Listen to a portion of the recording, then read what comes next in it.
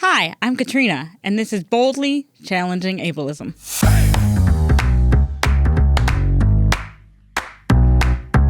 I'm your host, Katrina Simon.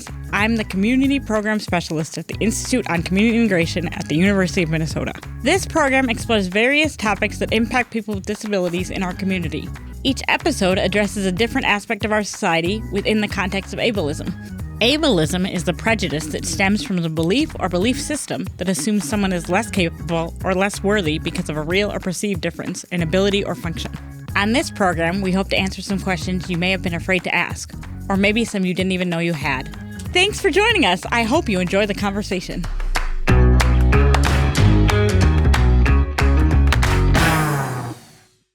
Thanks, everybody, for joining us today on the podcast. We're really excited to be here today because we've got a great guest. My name is Katrina, and I'm your host. Today, our guest is Joe Carr, and I pretty much met Joe through Facebook. We have met in person one time, I think, at Gillette. I think we were both there. And Joe has something called Joe's Lemonade Stand that benefits Gillette Children's. And I have known about it for a long time because Joe and his followers have a prolific Facebook presence. And Joe is so busy and does so many cool things that I just really wanted to have him on the podcast.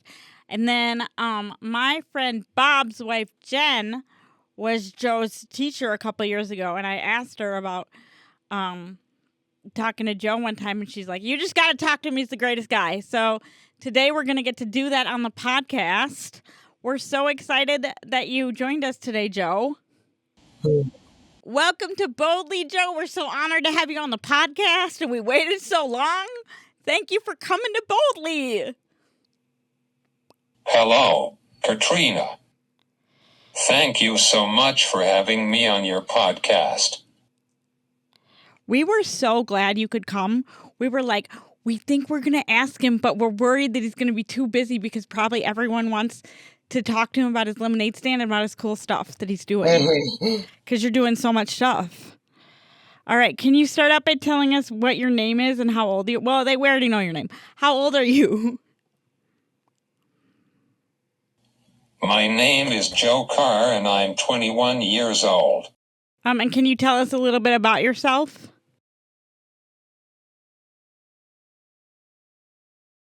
I'm in my final year of school. I'm sad that it's ending, but excited about my future. I'm a disability advocate and a cerebral palsy warrior. I was Richfield Citizen of the Year in 2023. I like connecting with special needs families. Most importantly, I'm a human, not an object. Joe and I actually met a couple years ago at Gillette because I think we were both there.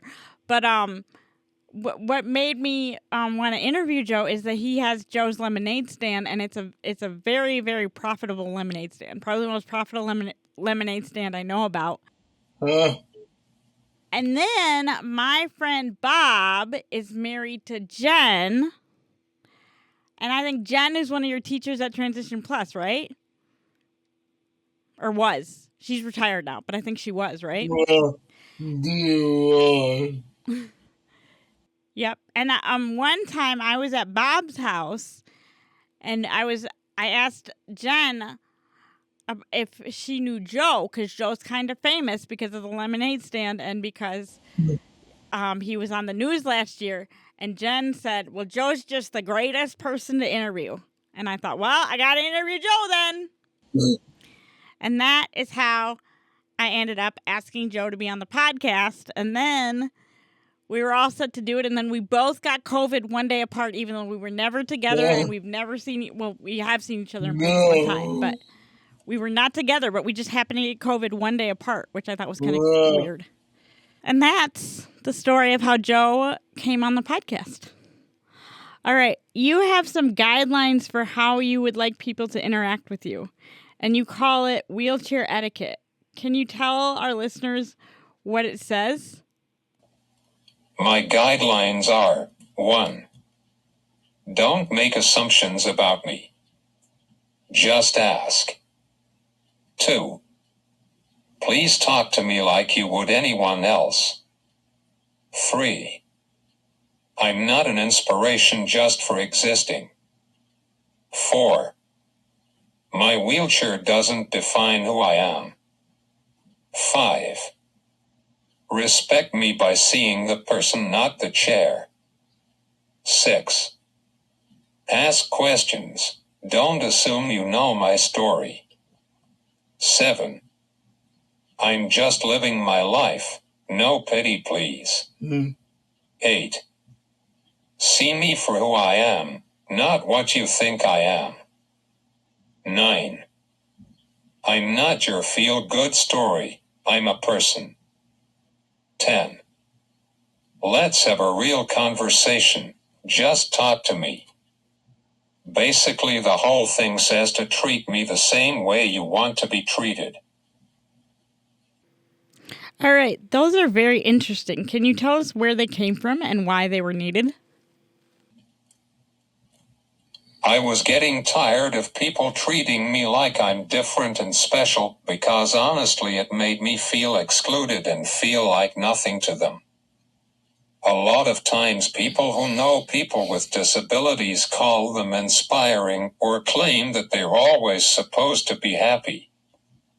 I needed this because I don't want to be known for that type of stuff anymore, and I just want to be treated with dignity and respect.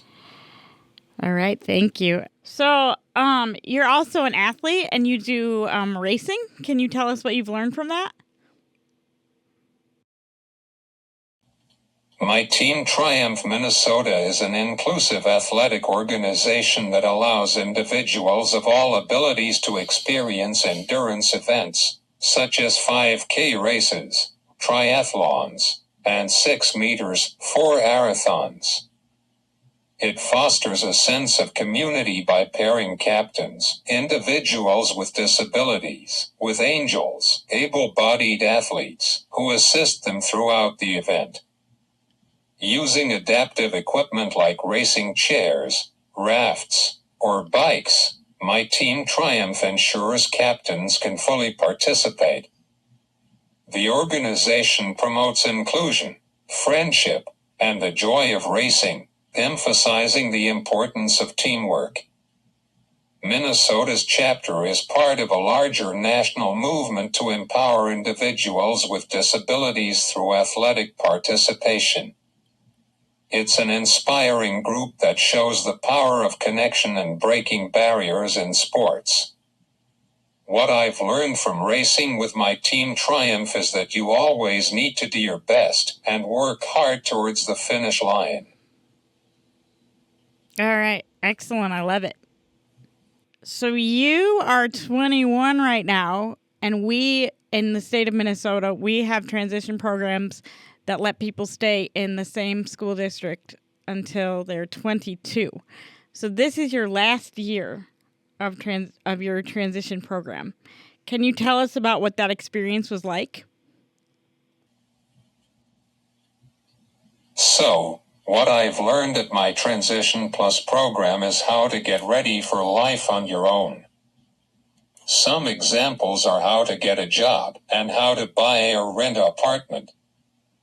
During my time at T Plus, I've accomplished writing my name, going down in the elevator by myself, trying out the bikes in the weight room, doing wrist weights and dumbbells, even taking Tylenol by mouth. My individual educational plan, known as an IEP, in school has helped me at home. For example, I was able to wipe my face, wipe my hands, wash my tray, wipe the remote, take my tray off, and drink my one medicine. All right, so you accomplished a lot at your transition program. Whoa. You also have a business called Joe's Lemonade Stand. Can you tell us about that? And you can start at the very beginning. We want to hear it all. I had a big surgery at Gillette Children's where I'm a patient. I had an incredible care team like I normally do. So I wanted to figure out a way to give back to the hospital that has always been by my side. So I created a lemonade stand at my house for other Gillette patients. The first couple of years I raised money for gas cards, but when the pandemic hit, not a lot of people were driving. So I decided to raise money for new adaptive bikes for all of the amazing kiddos at Gillette Children's. Over the past 9 years I raised $70,656 for Gillette Children's. Whoa, that's so much money. Uh, That's like a lot of people, that's their salary for like the year. And you raised it with lemonade stands. That's amazing. You do the lemonade stand with somebody named Bill. Where did you meet Bill? Or is it Bob? I think it's Bill. I'm pretty sure it's Bill. Yeah, it's Bill? Okay. I've met him when he was my kindergarten para, and now he comes over a couple hours during the summer to hang out with me. Oh, I love that. You met him in kindergarten. That's amazing. Yeah. Well, thanks so much for letting me make you type that all out. I'm sorry about that. no problem. And you were on Care 11. Boyd Hooper did a story on you, didn't he? Yeah, he did. Yep, he did. Cool. So, Joe, you said you've been doing Joe's Lemonade Stand for 9 years, right? Yes. This year we're celebrating a decade. Okay, so this will be the big decade at Joe's Lemonade Stands. Yeah. Yeah, all right. And it's at your house, right? Yes. Okay, and we don't have a date yet for this year, but it's always in June, right? Right. Yep. Okay, and will you be doing anything special for it this year since it's the 10th one? I don't know yet. Okay, still in the planning phases. Okay. Is there anything else you want to tell people that might want to go to Joe's Lemonade Stand about Joe's Lemonade Stand?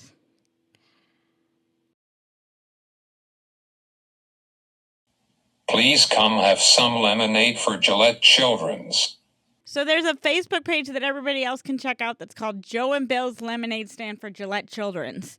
And that'll have all the information on it. So when it's June and you're hot and you want to have some lemonade, you'll just know where to go to get it. Joe and Bill's Lemonade Stand for Gillette Children's. Joe, I never make it to Richfield because it's really far away and it's hard to get there. But I'm going to try this year. I'm going to try extra hard. Oh, All right. Hope to see you there. Maybe we could do a field trip. Because we don't do that many field trips. It'd be fun. maybe. We're gonna get us all in a van. Maybe we'll do our best. Hey, is Boyd Hooper gonna come?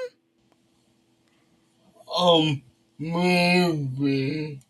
Maybe he's gonna come. Okay. Well, I want to meet him because he seems like a nice guy. Well, Yeah. he Yeah, he is. Okay. Well, he always seems nice on the news, so I'd love to just meet him in person. All right. Well, we'll try to do an ICI field trip. You are one of the youngest entrepreneurs that I know of, disability or no disability. What can you tell others who also want to make a difference in their community? Find a charity you want to donate to, or simply have a stand with your favorite food or drink. You have a bright future ahead of you. Can you tell us what your plans are? My plans are to live at home for a while and hopefully get some sort of job with Gillette. Awesome. All right. Before we wrap up here, what else do you want people to know about you or about disabilities or about your relentless optimism? One of the most important things I want people to know about me is how deeply committed I am to being there for special needs families. As someone with a disability, I have had the opportunity to walk alongside others who face similar challenges.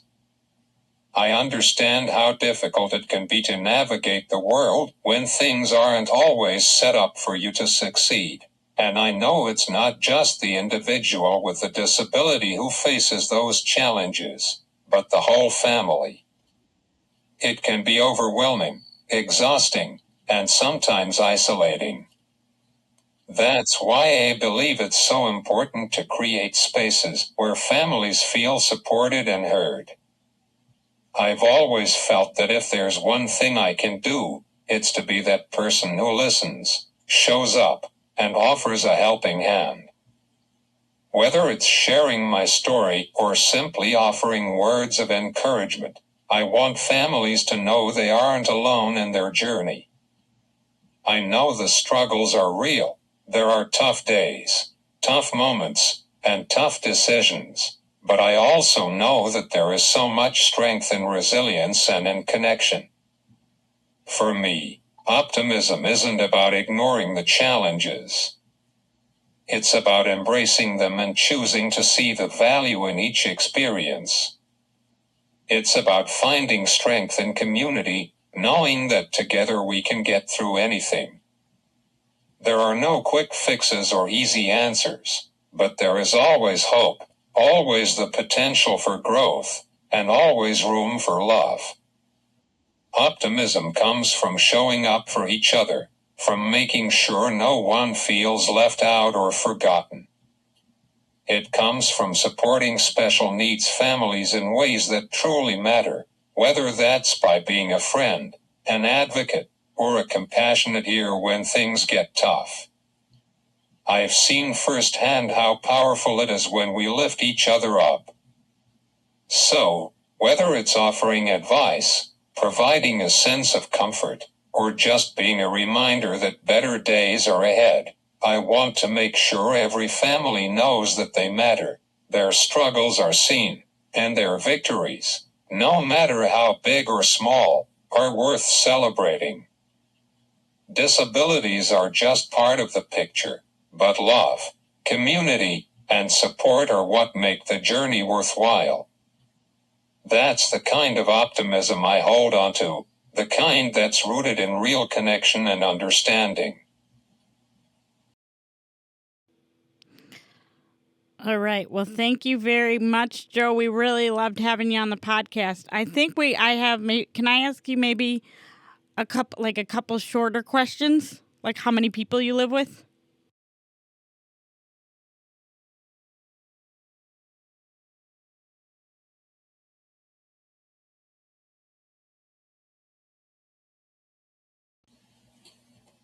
I live with my mom and dad and my sister Eleanor. Okay. And are you the oldest or the youngest?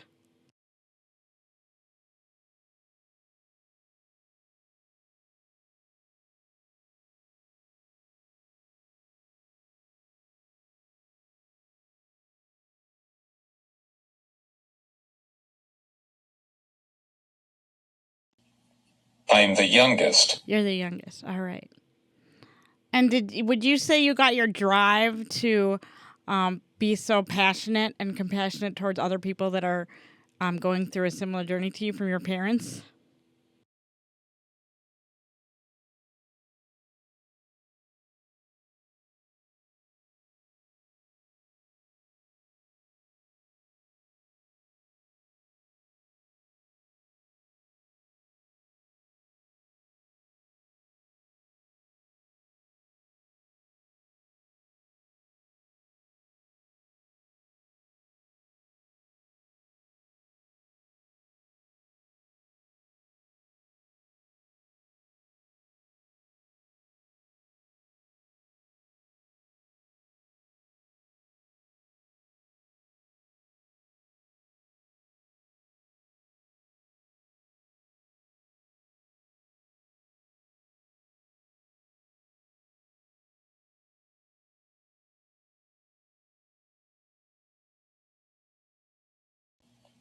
Honestly, I got it from seeing the hard work that my Gillette buddies put in. That is a solid place to get it from. I wanted to ask you a little bit about the movie Out of My Mind. Out of My Mind was a book by Sharon. It still is. It's a book by Sharon Draper, and it's about a girl in like middle school, and she has cerebral palsy, and she is in a a segregated classroom, and she makes her way into a mainstream classroom, and it's about how she's very bright and how she has a lot to bring to the classroom and a lot of reasons to be in mainstream, but also there are some challenges, and everybody, I would say, in the story learns, both her and her classmates and their family, and it's just a beautiful story, both in book and in movie form.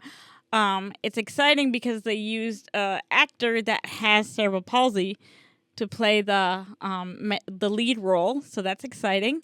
And then a lot of people have said in the past that we really don't, when we try to put communication difficulties on the screen, we don't do a very good job.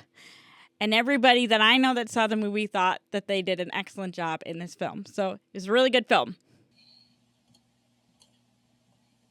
Out of My Mind is such a good example about how to treat and include someone with a disability.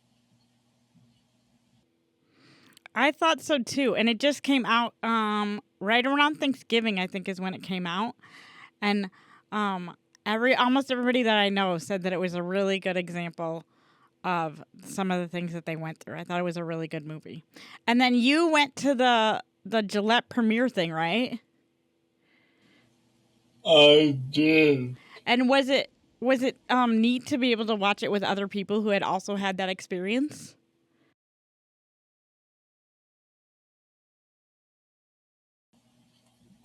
Absolutely. I missed it because I was working. So I'll be there the next time they do it, maybe, and I'll be at the Gillette screening. Wow. And maybe we'll see each other again, like we saw each other in the waiting room a couple of years ago. Wow. Yeah, well, because I feel like we both spend a lot of time in waiting rooms. So one of these days we'll have to meet each other there. Absolutely. Okay, so the movie is available on the Disney Plus streaming platform. I'm embarrassed to say that because I have Disney Plus, I don't know if it's also available on other streaming platforms. But as far as I know, Disney right now does not put their films on other platforms because they want you to buy theirs. And then the book was be available at any bookstore. And I think there's a sequel and maybe a third one. I'm not sure.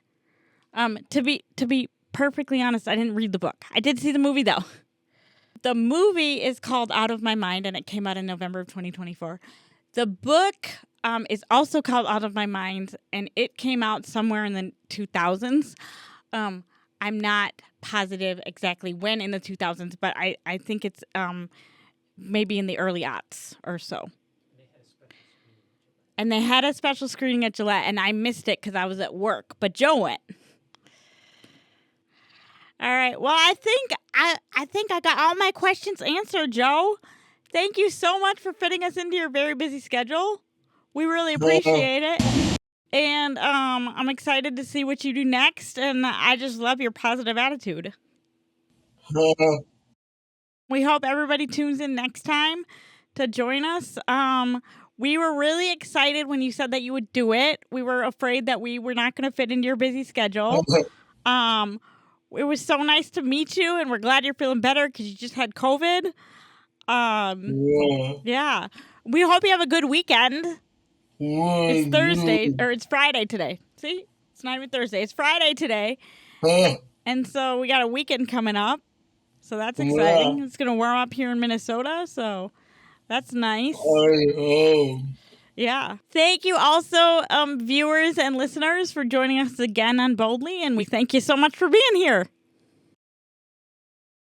Joe and Bill's Lemonade Stand is a fundraising enterprise benefiting Gillette Children's Hospital and Clinics. It was started in 2016 by Joe Carr as an endeavor to give back to Gillette Children's Hospital and has grown into a beloved community tradition. Gillette Children's Specialty Healthcare provides specialized healthcare for people who have short-term or long-term disabilities that began during childhood. They help children, adults, and their families improve their health, achieve greater well-being, and enjoy life. For more information about the Lemonade Stand, search for Joe and Bill's Lemonade Stand for Gillette Children's on Facebook or any of your preferred search engines. Thank you for listening to Boldly Challenging Ableism.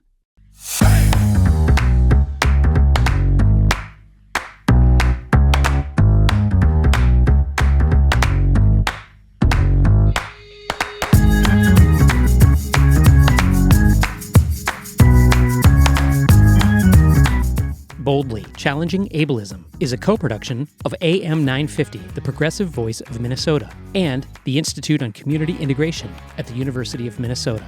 For more information, please visit ici.umn.edu.